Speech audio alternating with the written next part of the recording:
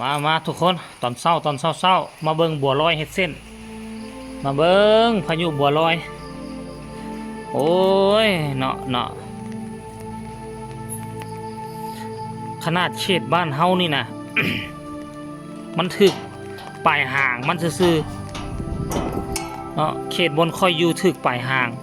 แต่ว่าฝนตกตั้งแต่มื้อวานนี้ตอนเช้าจนมาฮอดเดี๋ยวนี้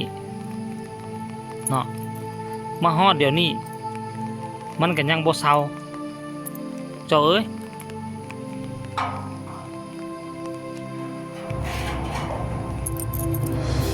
เดี๋ยวสิพาทุกคนไปเบิ่งดูเบิ่งเดี๋ยวนี้ก็ยังฝนอยู่ทั้งฝนทั้งลมเลยนะบัวลอยพุ่นน่ะลมมาอีกแล้วนักหน่วงที่สุดก็คือพี่น้องเวียดนามเฮือนเป็นหลังรถเป็นคันปิวไปนำพายุมันเป็นพายุไต้ฝุ่นในคำว่าไต้ฝุ่นนี่ซื่อมันก็ยิ่งใหญ่อลังการอยู่แล้วเนาะไต้ฝุ่นแล้วภาษาอีหยังว่าพายุธรรมดานี่มันแห้งอันนั้นหรอวะ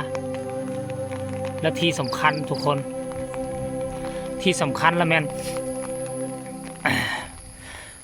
อยู่ทั้งภาคเหนือของลาวอยู่เขตเลียบชายแดนของเวียดนามก็คือทั้งหัวพันเนาะแขวงหัวพันไล่ลงมาเชียงขวางโดยเฉพาะคือนักที่สุดพงศลีหัวพันเขตนี้นะลักทรงลักซาวแต่ว่านักที่สุดข่าวเขาจะออกมาแล้วแม่นอยู่ที่แขวงหัวพันน้ำท่วมละเนละนาดขนาดอยู่ผู้ดอยได้จักน้ำมันมาจะใสไหลลุ่มสู้เอาเฮือนซ่านบ้านซองของประชาชนชัวนักที่สุดก็คือบ้านโซ่ยดังที่ทุกคนเห็นอยู่ในคลิปในข่าวแล้วก็เห็นอยู่ในวิดีโอที่เขาแนบมานะท่านผู้ชมโอ้เป็นตาลูโตนเป็นตาอีตนเขาเด้ขนาดเฮาอยู่พี่นะฝนตกตั้งแต่มื้อวานนี่ตอนเช้าเดี๋ยวนี้มันยังบ่เช้าเถอะเริ่มตกตั้งแต่ตอน6 โมงเช้ามื้อวานนี่5-6 โมงเช้าเดี๋ยวนี้นี่ ก็5-6 โมงเช้าของมื้อใหม่แล้วนี่นะฝนยังตกอยู่แหมโอ้ยเนาะหนาวก็หนาวอยู่หัวพันนั่นน่ะมาเจอน้ำท่วมบ้านอีกบ่ฮู้แนวสิว่าเนี่ยมดคำสิเว้าแล้วเป็นตาสงสารเขานักที่สุดคือไอ้น้องเวียดนามเฮาโชคดีแล้วที่เฮาบ่ได้อยู่เรียบชายทะเลน่ะผู้ใดบอกว่าอยู่ติดทะเลแล้วมันดีมันเด้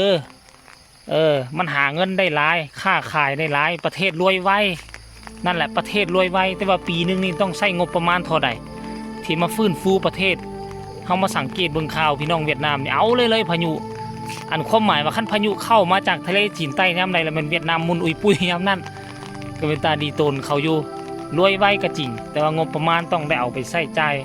ฟื้นฟูเวลาพายุเข้าปีนึงบ่จักกี่รอบเป็น20-30 รอบพุ่นที่บ่ปีนึงพายุเข้านะเพราะฉะนั้นเฮาอยู่ในพี่บ่มีทะเลก็บ่รวยไวคือชาติอื่นก็อดเอาแต่เฮาก็หักฐานมันก็สิมั่นคงไปติ๊กๆเพราะว่าหยังเพราะว่าเฮามันภัยธรรมชาติบ่คอยเฮ็ดหยังให้มันพังเพหลายปานนั้นเนาะท่านผู้ชมเนาะเอามาโอ้มาลมส่งกำลังใจให้ไอ้น้องเวียดนามตอนเช้าๆแล้วก็ส่งกำลังใจให้ไอ้น้องทั้งแขวงหัวพันทุกแขวงที่เจอพายุลูกนี้ก็แล้วกันสำหรับคลิปนี้ลาไปก่อนพบกันใหม่ในคลิปหน้าเด้อ